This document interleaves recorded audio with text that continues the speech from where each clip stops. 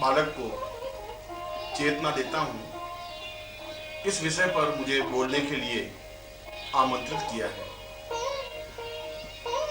और यह विषय मानव जाति के लिए अत्यधिक महत्वपूर्ण और जरूरी है, अत्यधिक आवश्यक और अनिवार्य है। अनिवार्य इसलिए कि ब्रह्मांड का केंद्र बिंदु मनुष्य है। यदि हम मनुष्य के अस्तित्व को नकार दें, यदि मनुष्य को इस ब्रह्मांड से निकाल दें, तो पीछे कुछ भी नहीं बचेगा। इसलिए सारा ज्ञान और विज्ञान केवल एक ही केंद्र बिंदु पर आधारित है। एक ही चिंतन, एक ही विचार, एक ही धारणा, एक ही ध्यान और एक ही तथ्य पर अपने को अग्रसर कर रहा है कि किस प्रकार से मनुष्य को पूर्ण सुखी, पूर्ण सफल, पूर्ण सभ्य और पूर्ण उन्नत बनाया जाए। और उसको उन्नत बनाने के लिए, उसको पूर्ण सभ्य बनाने के लिए, उसको चेतना देने के लिए इन सब तथ्यों और तत्वों की आवश्यकता पड़ी है। इन तत्वों में धर्म है, इन तत्वों में विज्ञान है, ज्ञान है, शास्त्र है, क्रिया है, समाधि है, ध्यान है, धारणा है और अन्य जितने भी क्रियाकलाप हैं, उन सब क्रियाकलापों का निष्कर्ष एक ही है कि हम मनुष्य को ज्यादा से ज्यादा योग्य, ज्यादा से ज्यादा सफल, ज्यादा से ज्यादा उन्नत बनाएं। आज विज्ञान यदि वायुयान बनाता है, तो वायुयान बनाने के पीछे उसका मकसद और मंतव्य इतना ही है कि मनुष्य एक स्थान से दूसरे स्थान पर जल्दी जा सके। यदि उसने टेलीफोन बनाया है, तो उसका पीछे मंतव्य उसका इतना ही है कि मनुष्य अपने आप को ज्यादा सुखी बना सके। यह सारा विज्ञान की प्रगति केवल एक ही केंद्र बिंदु पर आधारित है कि मनुष्य ज्यादा सुखी हो। मनुष्य ज्यादा सुखी बाह्य रूप से भी होना चाहता है, मनुष्य ज्यादा सुखी आंतरिक रूप से भी होना चाहता है। बाह्य रूप से ज्यादा सुखी होने के लिए उसे विज्ञान के उपकरणों की आवश्यकता पड़ती है, परंतु आंतरिक रूप से सुखी होने के लिए विज्ञान कोई मदद, कोई सहायता नहीं करता।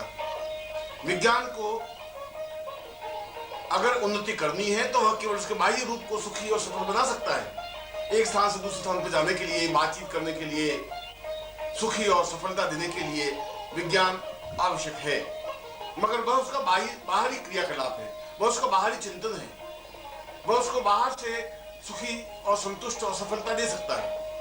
मगर ये जरूरी नहीं है कि ये सब सुख और साधन होते हुए भी मनुष्य पूर्ण आनंद अनुभव कर सके।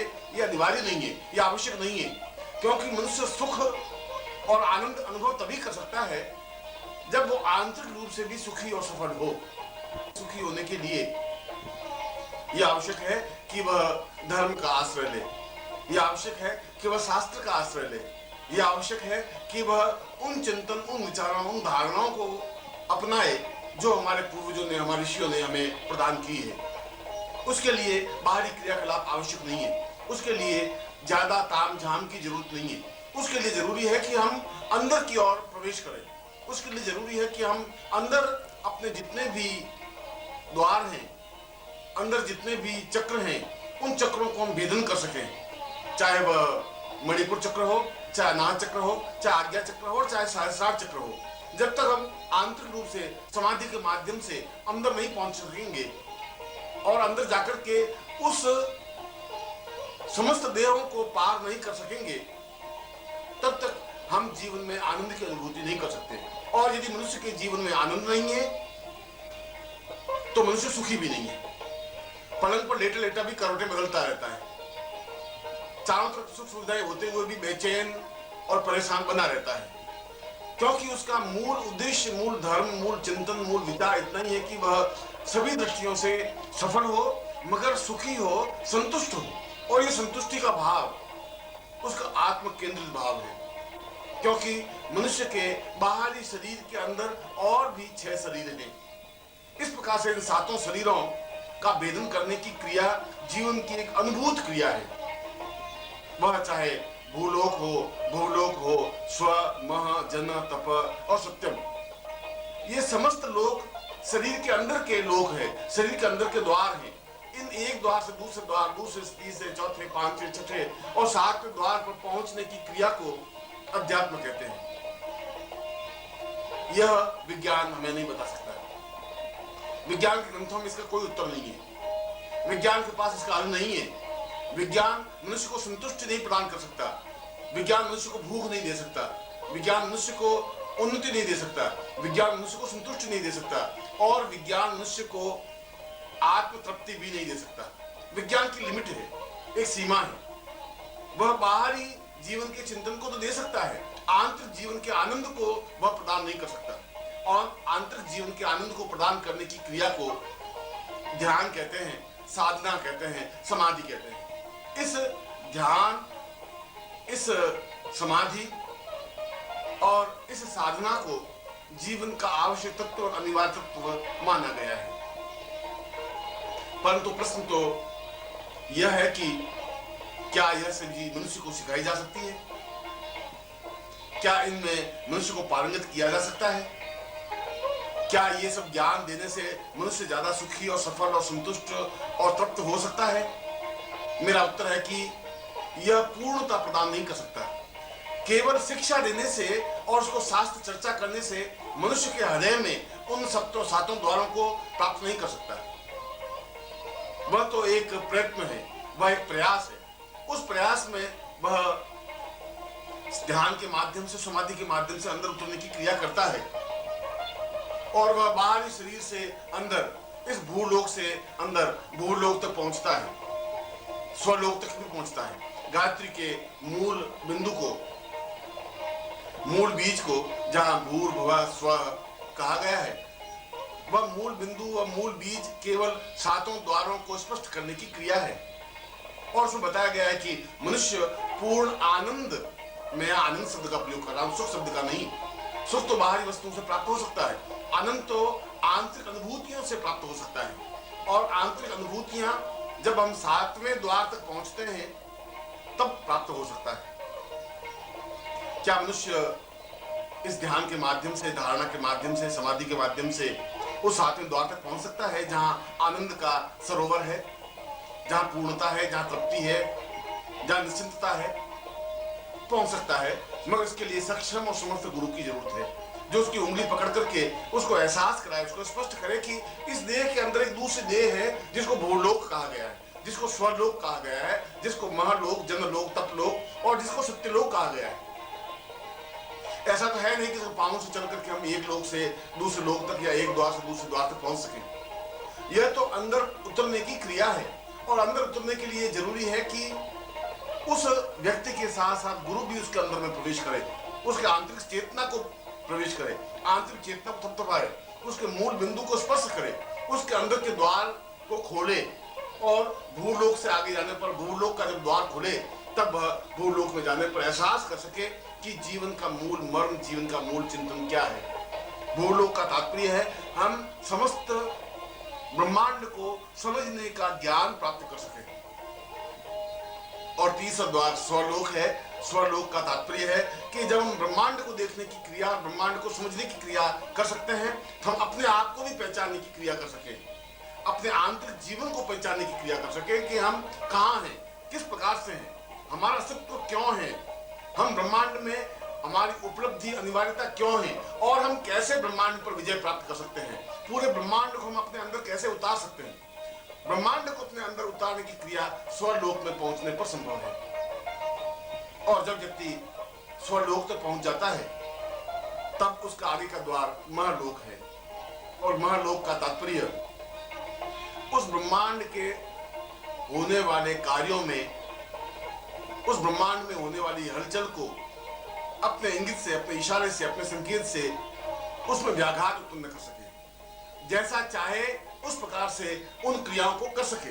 यदि कोई घटना घट रही है तो उसको अनुकूल और प्रतिकूल बनाया जा सके। यहाँ बैठे हुए भी इस विश्व में नहीं, पूरे ब्रह्मांड में यदि कोई घटना घटित हो रही है तो वह साक्षी बन सके।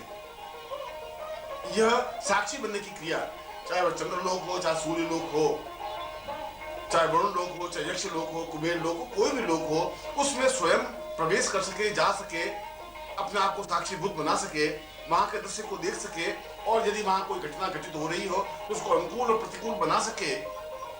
यह महलोक है। और महलोक के आगे एक और लोक है, एक और द्वार है जिसको जनलोक कहा गया है। और जन का तात्पर्य है अखंड आनंद की अनुभूतियों को प्राप्त करने की क्रिया। अखंड आनंद का तात्पर्य है कि उसकी देह भले ही बाहर है मगर अपनी इस देह से भी और सूक्ष्म देह धारण कर सके और सूक्ष्म देह के माध्यम से वह समस्त ब्रह्मांड में विचरण कर सके। इस सूक्ष्म देह के माध्यम से दूसरे स्थान पर जा सके। जन का तात्पर्य है अपने शरीर को सूक्ष्म करके वापस उसी शरीर को प्राप्त कर देने की क्रिया।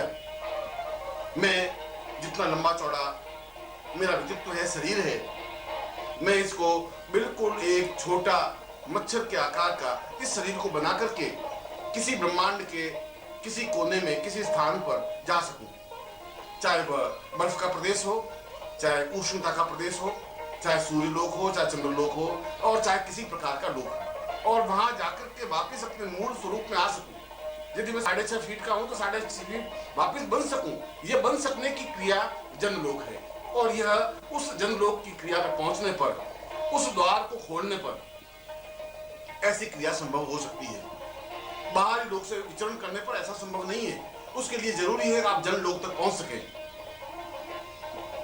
और उसके बाद में एक और लोक बनता है, इसको तप लोक कहा गया है। एक और द्वार है, एक और शरीर है, इस शरीर के अंदर का एक तप, उस तप द्वार पर या उस तप लोक में या उस तप देह में अपने आप को हजार हजार रूपों में विभूतिकरण करने की क्रिया है। आप एक शरीर हैं, आप अपने साथ 20 शरीर ठीक उसी आकार के बना सकते हैं। यदि मैं एक हूं तो मैं 20 शरीर बना सकूं, 50 बना सकूं, 100 बना सकूं और एक ही जैसे रूप, रंग, आकार, विचार, धारणा और चिंतन और सोचना और विचारने की क्रिया के साथ में।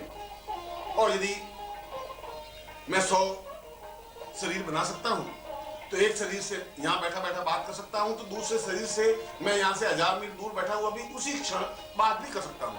तीसरे शरीर से मैं सिद्धासन प्रवेश भी कर सकता हूं। चौथे शरीर से मैं सूर्य लोक में प्रवचन भी कर सकता हूं। 5वें लोक से मैं और क्रिया कर सकता हूं। मनुष्य एक शरीर से जितने शरीर बनाने की क्रिया बने, एक शरीर को रखते हुए और भी सैकड़ों शरीर बना सके, उसी आकार के, उसी चिंतन से, बुद्धि और भावना के उसी अनुरूप में, उसी अनुपात में। यह तप लोक है, यह तप द्वार है, यह तप जीवन है, यह तप देह है। और यह छठे द्वार तक पहुंचने की क्रिया जब साधक प्राप्त कर लेता है तब अंतिम द्वार तक पहुंचता है और वह अंतिम द्वार है। ओम परम तत्वाय नारायणाय गुरुभ्यो नमः। ओम ह्रीं मम प्राण देह रोम प्रतिरोम चैतन्य जाग्रय ह्रीं ओम नमः। ओम भूर्भुवः स्वः तत्सवितुर्वरेण्यं भर्गो देवस्य धीमहि धियो यो नः प्रचोदयात्।